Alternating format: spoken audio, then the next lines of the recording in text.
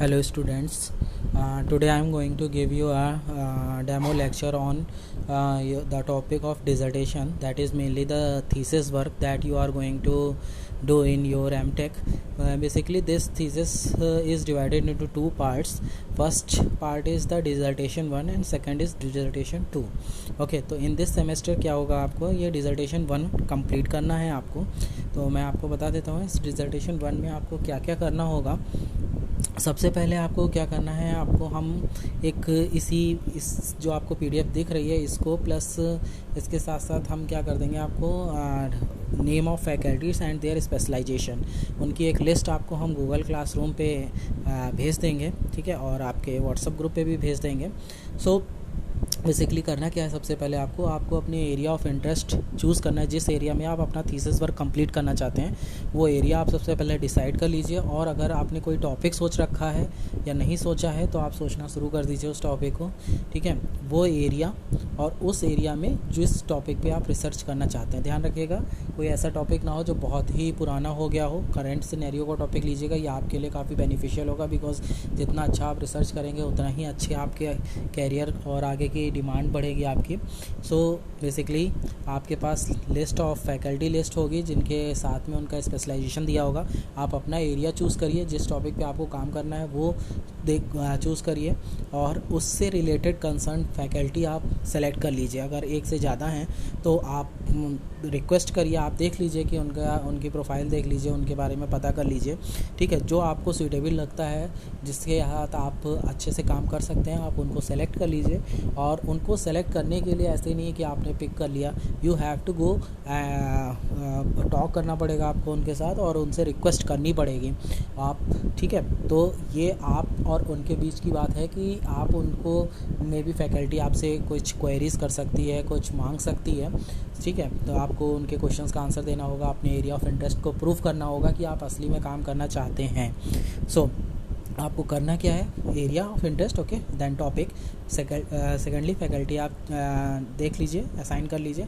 उसके बाद आप क्या करेंगे, उस फैकल्टी को आप 2 पन्ने का एक राइटअप देंगे जिसमें क्या करेंगे, आप एरिया ऑफ जिस एरिया में आप काम करना चाहते हैं और जिस टॉपिक पे आप काम करना चाहते हैं उसके बारे में, उसका एम, आपने वो टॉपिक क्यों लिया है, क्या रीज़न है उसके पीछे, क्या वो टॉपिक किस तरह से आज के ट्रेंड में यूज़फुल है सोसाइटी में, इकोनॉमिकली एंड मेडिकली कह लीजिए, किसी भी तरीके से जो आपका एरिया ऑफ इंटरेस्ट हो उसमें वो क्यों क्या वैलिडेशन है, क्या मतलब क्यों काम करना उसमें सही है, ये आप उस प्रूफ करिए 2 पन्ने के राइटअप में. जब आपका सुपरवाइज़र आपको जो है ओके कर देगा, देन वो अप्रूव्ड कॉपी आप हमको भेजेंगे. मैं आपसे मांगूंगा टाइम टू टाइम, मैं आपको बताता रहूँगा आपको क्या क्या करना है. तो सबसे पहले काम ये है आपका.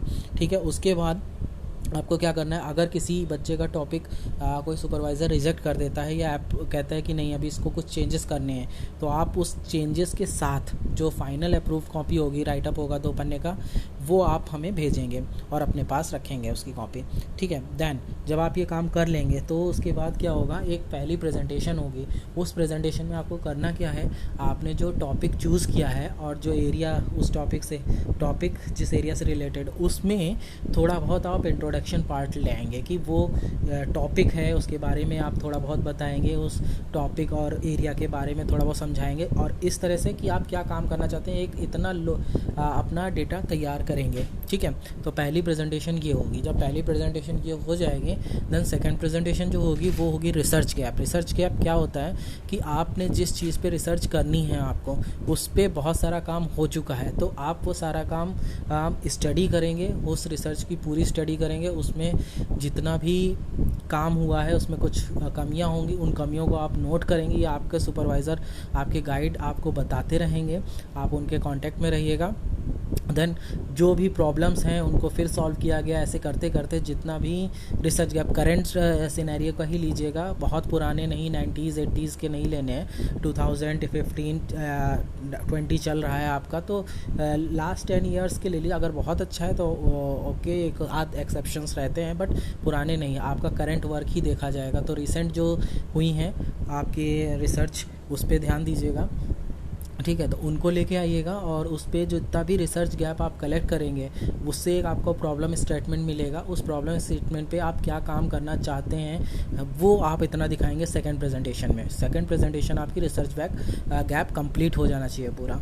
उसके बाद उसी पे आपको एक सिनॉप्सिस सबमिट करनी होगी। सिनॉप्सिस का और जो प्रेजेंटेशन में जो स्लाइड्स होंगी, नंबर ऑफ़ स्लाइड्स क्या क्या उसमें रखना है वो मैं आपको टाइम टू टाइम बताता रहूँगा। दैन जब इतना काम आप कर लेंगे उसके बाद आपको क्या करना है कि जो गैप, जो प्रॉब्लम आपने निकाली उस प्रॉब्लम को सॉल्व करने के लिए आपके पास कोई मैथमेटिक्स होगी, कोई एल्गोरिथम होगी जो आप इम्प्लीमेंट करना चाहते हो। उस एल्गोरिथम की इम्पोर्टेंस वो किस तरह से आपको लगता है आपके प्रॉब्लम में सूटेबल है, हेल्प करेगी, और ये आप करेंगे। और इसका जो प्रैक्टिकल बैकग्राउंड चल रहा होगा, क्योंकि आपको थ्योरेटिकल आपको थीसिस नहीं सबमिट करनी होती है, आपको उसके साथ उसका सिमुलेशन वर्क दिखाना होता है। आपको साइड में एक प्रूफ करना होता है with the help of practical implementation कि हम ऐसा कर रहे हैं। तो ये प्रूफ किया जा सकता है। उसकी टाइम कॉम्प्लेक्सिटी है, उसकी जो प्रॉब्लम है या एरर है उसको मिनिमाइज़ कर दिया आपने, जो भी आपका इशू है, प्रॉब्लम है, उसको आपने किस तरह से दूर किया है या कम किया है, ये आप विद प्रूफ करेंगे। प्रैक्टिकल इम्प्लीमेंटेशन से, सिमुलेशन से आपको प्रूफ करना होगा साथ में, ये आपको ध्यान रखना है। ओके, तो आपका जो थर्ड होगा वो ये होगा कि आपका मैथमेटिक, एल्गोरिथम और प्रैक्टिकल इम्प्लीमेंटेशन आपको दिखाना होगा। ठीक है, तो मतलब आपने रिसर्च बैक को किस तरह से ओवरकम करना चाह रहे हैं, उसके लिए क्या टेक्निक अपनाई है, उसका काम आपको इस सेमेस्टर के लास्ट तक दिखाना होगा। और इतना काम आप जब दिखा दोगे तो एक पेपर आपको सबमिट करना होगा एक अच्छे पब्लिकेशन में।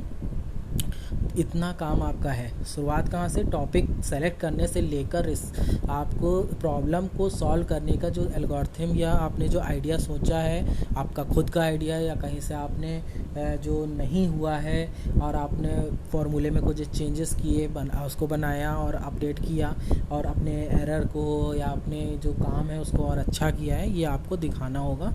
और +1 पेपर आपको सबमिशन दिखाना पड़ेगा इतना। और प्लैग नहीं होना चाहिए किसी भी सिनॉप्सिस में, किसी भी रिपोर्ट में प्लैगरिज्म नहीं होना चाहिए। ये आपको आपके गाइड बताते रहेंगे, मैं आपको नोटिस देता रहूँगा, आपको बताता रहूँगा कि इस वीक में आपको ये दिखाना है, इस वीक में आपको ये दिखाना है।